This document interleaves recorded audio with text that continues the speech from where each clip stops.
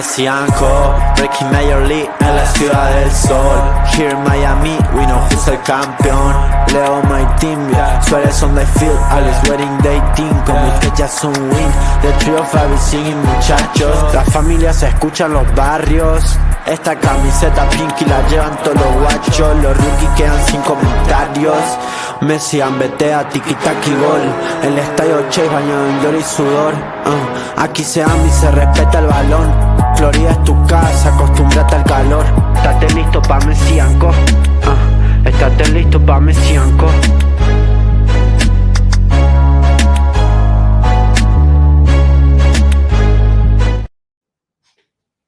Hello, everybody, and welcome to another episode of Messi Co. I almost said Mashley and Co.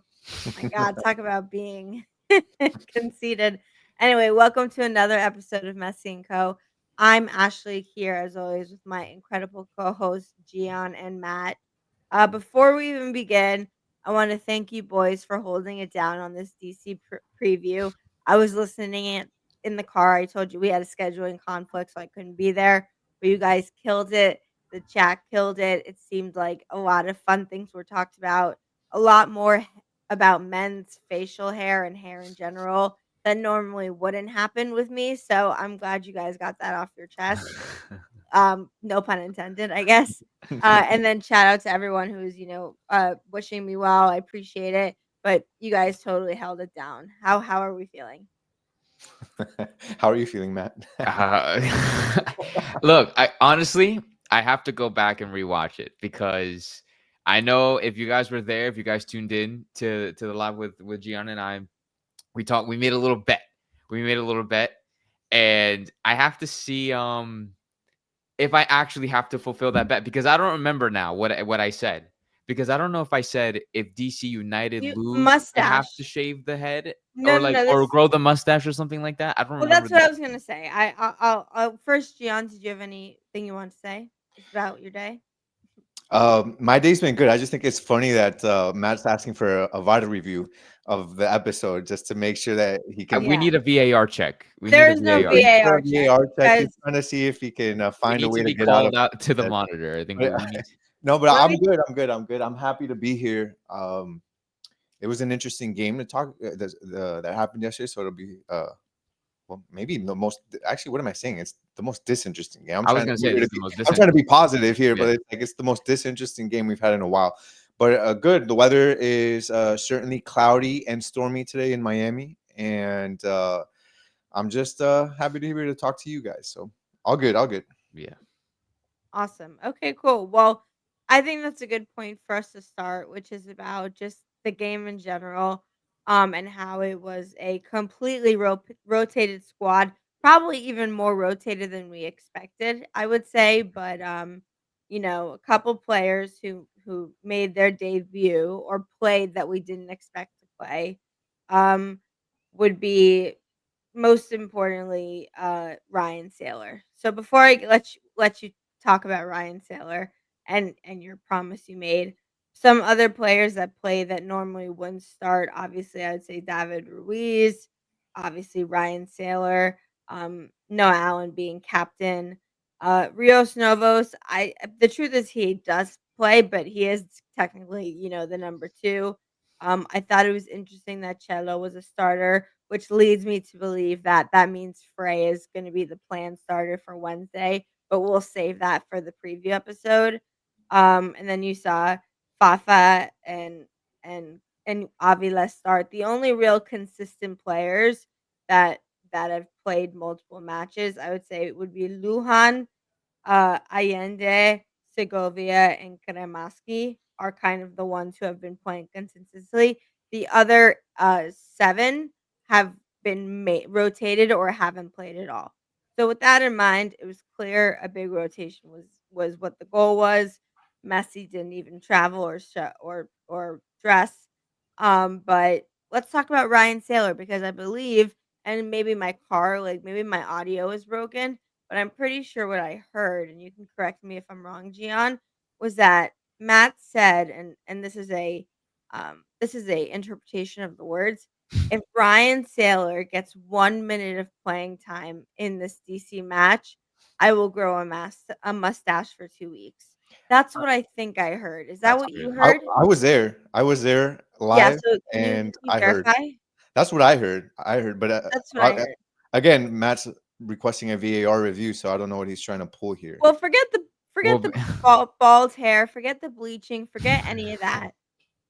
Ryan Saylor, you said was gonna get 0 minutes, and you're lucky I wasn't on this episode. I mean, you're unlucky I wasn't on this episode because I would have said to you, "Don't say that," because they are gonna start Ryan Saylor or he's coming off the bench because they're not because I knew that, Maxi Falcone needed a break. uh-huh. And so I thought he was gonna get some minutes. I didn't think he was gonna start necessarily, but I thought he was gonna get some minutes. So, yeah, what's the plan with that?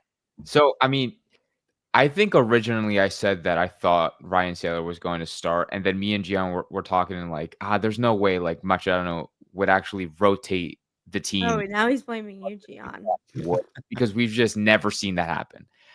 So I thought that maybe if anything, Ryan Saylor would come off the bench, and he hasn't played a game or not played a game, but he hasn't made a start all season. Mhm. So We saw good uh, out of him last season, though. I mean, hopefully this game yeah, shows, not to interrupt as quickly. no, no, Like, he's very serviceable at times. Like, he's tall. He does a good job of getting the ball out of he does a good job of defending headers and set pieces. So he's not the worst in my opinion, but continue. but no.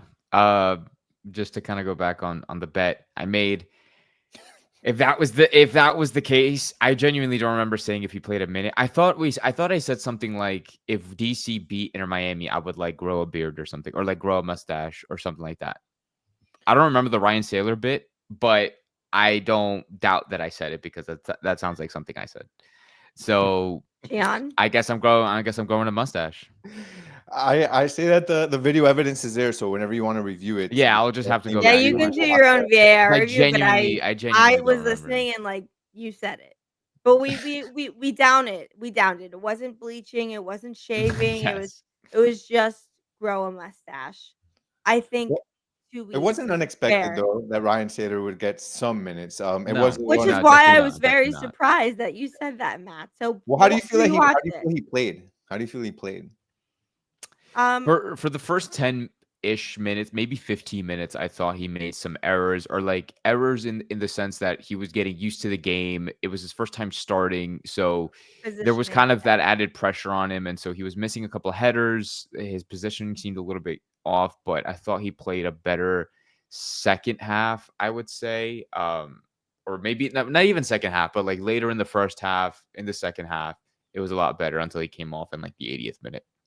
But I thought it was good for somebody who doesn't get minutes for this Who team. doesn't get I minutes? thought he did fine. Yeah, I and honestly didn't think he looked horrible. Yeah. you didn't. Yeah, and I think maybe that's what points of games like this are. I mean, obviously not every MLS team is lucky where they feel like they can make such rotations. Obviously, we have a semifinal on Wednesday. Obviously, right now we're dealing with some injuries and some stuff. So in this kind of moment, I think Ryan Saylor showed that like whether there's an injury or fatigue or an issue, he's a very suitable option to come into a match if needed. So good on him because again, I agree. I thought he had a perfectly good performance in what was asked of him.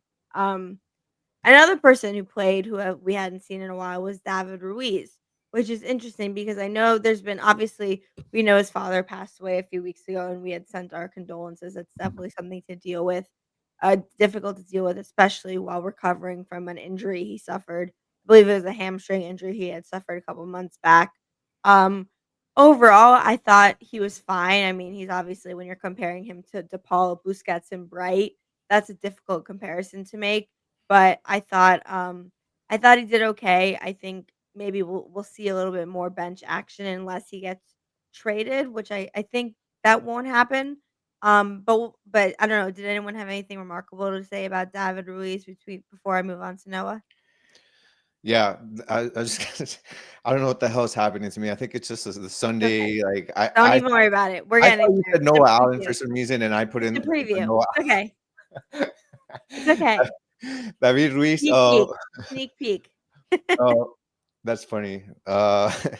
David Ruiz. I think he did okay. I just feel like across the board, and David Ruiz, and even talking about Ryan Taylor, like nobody really stood out and nobody really did terrible at the end of the day. And I think that you said Ryan Taylor, like, he's a suitable person that can come in. I'm thinking like we may never see him again. And we may not, but like if there's an injury, if there's an issue, if we go down, he's just to so far men, down things the like pecking that. order. It's just like I don't know, but David Ruiz is somebody that I think is, if he remains healthy, I think he'll get more playing time.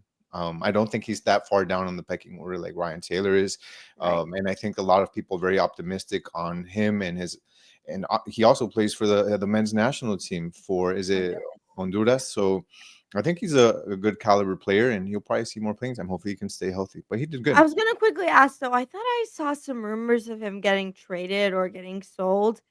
Is that done? Like that time period has passed, right? Like we can't do anymore. That happened about a week ago. I mean, there hasn't really been anything since, Right. but So and as of it's all now, just he's kind of still here. rumors. Could it happen? I'm not great with I those. wouldn't Like, doubt it. could it happen now, or kind of has that time period passed? I wouldn't doubt it because I think at this point anybody in this team is very tradable and very like And you could anybody can leave trade at any during moment. any time of the season. You just can't. You can't pick up players. Like you Oh, can't. remember that he extended his contract earlier this year. So you, but till that's because I know 2028. there's a deadline, and I think that's for a buying and selling. But trading can happen all season, right? Am I understanding that correctly? The transfer window goes through August 21st. So So it it actually passed. It passed. Yeah, no, passed on August that was on 21st. Thursday. Yeah. So that means he's staying for the rest of the season. Oh yeah, I thought you meant in general. Like I thought like Right. No. I mean, moving forward. oh Like, yeah, so no, he's like not going anywhere. he's not going anywhere this Okay. season. Yeah, So yeah, nobody's I going think anywhere. you'll see, especially games with fatigue, games with where you need, if you park the bus towards the end of a match, it's towards, you may see more of him because he is definitely a quality player. And we hope he continues to get back to his normal self. But then you gave a little bit of a sneak peek. Another notable mention that definitely deserves his moment is Noah Allen, who was the captain of the match. He is the first academy product to start a match with the captain's armband for the first team ever for Inter Miami. And completely well deserved in my opinion. He's a player he's had to play multiple positions. He's had moments where he's not in favor. He's had moments when he is in favor. But since he was, I don't know, 16, 17, 18 in the academy, he has shown his dedication, consistency, and improvement every year. And so I just thought we should give him a second to give him his flowers because very well deserved. No, absolutely agree. Because Noah Allen, I think of all of the younger guys really deserve this. I mean, he's been with us since the beginning. He's been the most consistent player, in my opinion, this season, or one of the most consistent players this season. I thought he had a good game against DC. And we should be very proud of him. We should be very proud of this kid to Very well kind of deserved. Yeah. establish himself amongst the greatest, amongst the greatest players in the world and on this team. I mean, when you have even when defenders, when you have Avilés, the most expensive center back in MLS history, when you have Maxi Falcon and Lujan, and these kind of supposed to be top tier international players, there you have this academy product Who still straight got from gets a lot of Weston, playing time, yeah. who gets not only playing time but starting. He's starting games. He's playing consistent. He's playing really, really well, and he deserves it. And so I'm personally very proud of him, and I can't wait to get a Noah Allen jersey. That's my next step. Yeah, that's good. Good for him. I think it's a confidence booster for him. It shows that he's being rewarded for the hard work that he puts in, the performances that he gives his team consistently. And I think it's something that Inter Miami is purposely doing to award their young Boost the guys. We saw club, yeah. Kremaski be captain a couple of weeks ago. I think it was against Necaxa, if I'm not mistaken. And Good then for the academy. Yep. now Noah Allen. So I think it's just a way of kind of just continuing to build confidence and build up their young players that they see a future for. So Yeah. that's great work by the team and great recognition for a young guy. And I'm sure he's learned a lot from Jordi Alba. He's had one of the best teachers you can possibly have in terms of a left defender. So hopefully the leadership has come through. And yeah, just wanted to give him a quick shout out. Well deserved. All right, let's get into the game. We'll keep this episode pretty short because it was I wouldn't say the most exciting Inter Miami game we've ever had, especially considering the week before and what we've been seeing over the last couple of months. But obviously, DC United, they took the early lead, 13th minute by Jackson Hopkins. Aviles, kind of fell asleep and allowed it to go over the top, which happens because Aviles' playing time has been very up and down. Couldn't equalize. But then we get to the second half, only down one. And pretty immediately, not I would say after the first few minutes, you see Busquets, DePaul, and Baltasar get subbed in. And so not Suarez yet, but you said them get subbed in. And immediately you feel much more strength, consistency, composure across the team. Which led to Inter Miami for sure being dominant. And most importantly, um, Baltasar's first score in MLS, which was this absolute golazo from the 64th minute that we have been waiting for, and I think we have a clip of it to show because it is worth watching. Yep.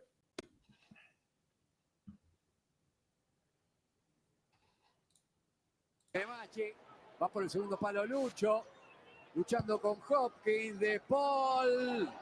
Lucho, Baltasar. Golazo. They said it. Golazo. The first thing that I noticed on that goal, and I saw it as it was happening, just thinking like the way he positioned his body was insane. Like because he was not at an angle to kick that. So Not he at all. completely Is he naturally a righty or lefty? No, he's a righty, but that's Okay. why he positioned his body in that way. Because The ball right, wasn't right, coming right. the ball was coming at him at that angle where he'd have to hit it with his left, and he contorts his body to get an absolute like straight on shot, rocket rip to the and I thought that was incredible. And as soon as I thought that and said it to myself, the announcers said the same thing, and I'm sure many of us probably saw the same thing in that moment. It was just incredible. So not only the shot itself, but the way he got himself into position to do it was insane. Yeah. Your thoughts, Matt? I'm very happy for Baltasar for scoring his first goal for the club. I mean, for for me to call him or give him the nickname El Fantasma for literally like never ever seeing him on this team or play. I'm glad that he was able to score his goal, and it was an absolute banger. What a way to score, because that is like what Gian said, that angle to come in from, he was literally coming in like coming from the right like this and like shooting from the outside. Like it was that's surreal, absolutely surreal, but that's what he's capable of, and hopefully we can see more of him. 100% agreed. Okay.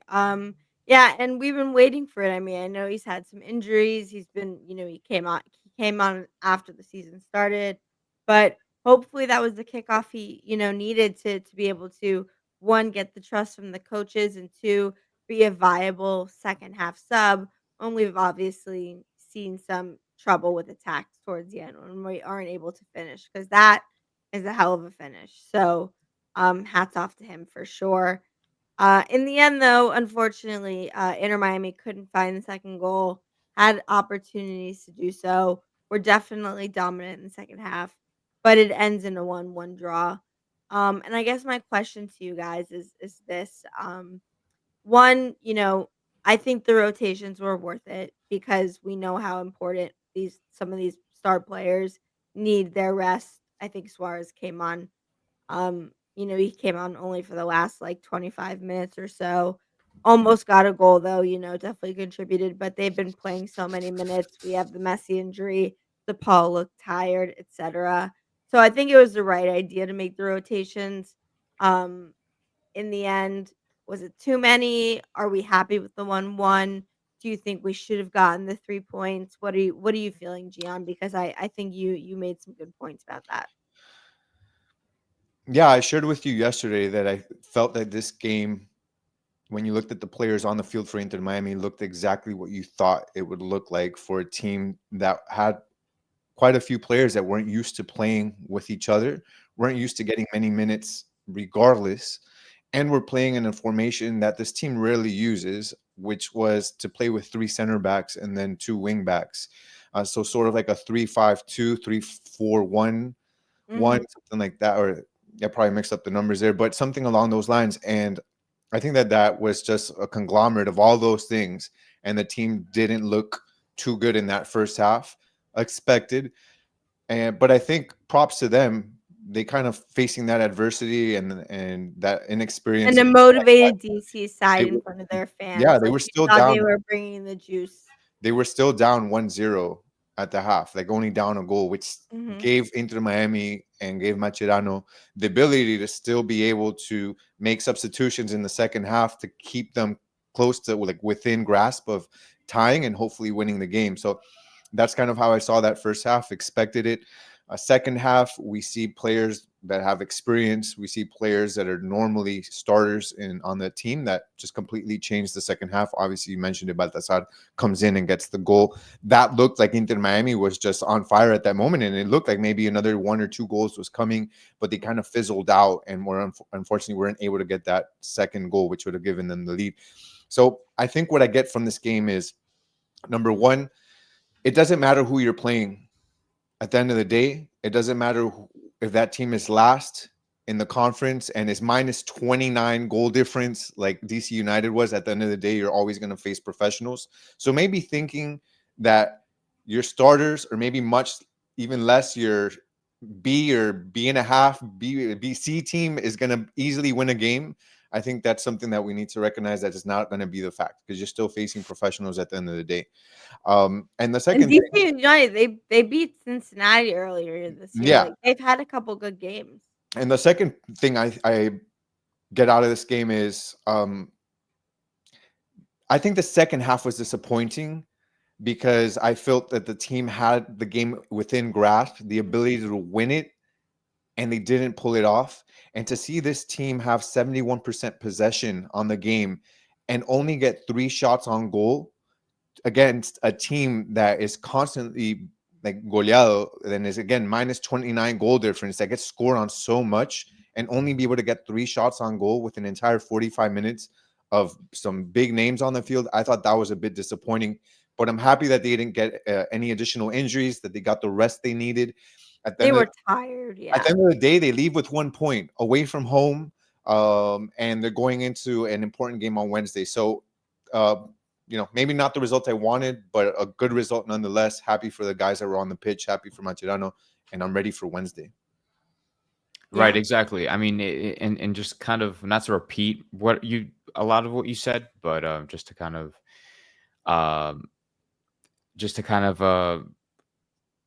match it and say like, yesterday I was pretty disappointed with the result. Like, I'm not gonna lie, because it's DC United, the worst team in the East.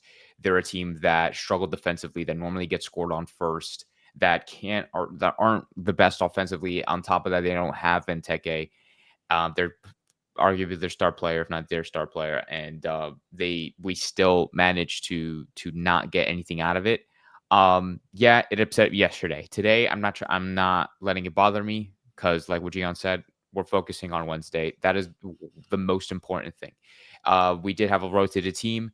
We did have our stars come in later in the second half, but you can only do so much in 30 minutes, right? And at the end of the day, we just didn't have that X factor, aka Messi, to kind of seal the game for us. There was nobody that really stepped up who could be the decider to determine a win.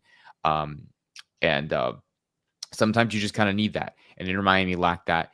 But like I said, I'm not going to dwell on it too much. I'm not going to let it affect my mood, or kind of bash the team and be like, oh my God, you guys like tied against the worst team in the East. No, I'm not gonna do all that, because at the end of the day, Mascherano knew what the main focus was. He knew who he had to play, who he had to rest, and he knew that this game essentially doesn't really matter, and that at the end of the day, we have to focus for Orlando in the semifinal of the League's Cup Wednesday night at our home turf at 8:30 p.m. That is the most important thing that we have to worry about. So I'm not worried about last night.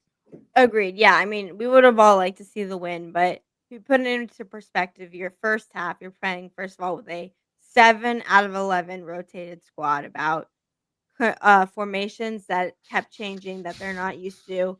And then while we do bring in we brought in definitely strong reinforcements in the second half, you have to understand the last few weeks, every single match has been so passionate and emotional. Still DePaul's 3rd week. Like, there are things to consider. I'll take the draw, I'll take the point. We're 5th in the league, with 3 games in hand, so I feel like we still will be okay as long as everyone stays healthy and the injuries improve. Excuse me there. So in the end, I agree. I wish it was a win. I'll take the 1-1 and we move. I'm happy no one was injured. I'm happy some new people got playing time. The game was probably around what we thought was going to happen. I mean, I know you guys had Inter Miami winning by more, but I also don't think you expected it to be 7 people rotated. I think we expected it to be like 4 rotated or 3 rotated. I mean, to change to change your defense, midfield, and offense, like, it's difficult to change all of that in a game when you're away with a packed stadium, no matter who you are. So, to end on that, unless any final thoughts before I close this out? I don't want to go in on detail with this, but damn, I expected more from my like, Well, at this point, he can't score in an ocean, so I You don't should know what not. they're gonna do. Yeah, You but should not. yeah, just We'll that. deal with that during our pre-match on Tuesday. I'm just Speaking excited of for Wednesday. So Yep. So, that's all I'm speaking of, by the way, everyone make sure your notifications are on. We will be going live Tuesday at 5 p.m. to do our official preview of Inter Miami versus Orlando in the semifinals, a game that obviously, 1, we hope Messi is available for, 2, decides if we're in the final, 3, decides if we have an automatic position in CONCACAF Champions Cup, and then 4th, gets our rivalry back because Orlando have gotten us the last few times and, some state rivalries matter, games matter. This will be at Chase Stadium. It's going to be super high intensity. We'll talk about who will be there, who won't be there, what we expect to see on Tuesday. So 5 p.m. Eastern time, make sure your clocks are set. But yeah, I think we covered everything here. Shout out to Noah Allen, well-deserved captain. Shout out to Baltasar, excellent goal. I hope you get more opportunities to do so. And shout out to players who don't normally play that I think, did their best, right? That's what you can always hope for. 100%. Yep. So we move from there. Let us know in the comments if there was anyone who stood out, anyone you think maybe deserves more game time, or how you feel about the results. But again, we will see you Tuesday at 5 p.m. Make sure you are ready for it. For this quick recap, but thorough recap of Messi Co. I'm Ashley. That is Gian. That is Matt. And we will see you next time. See you guys.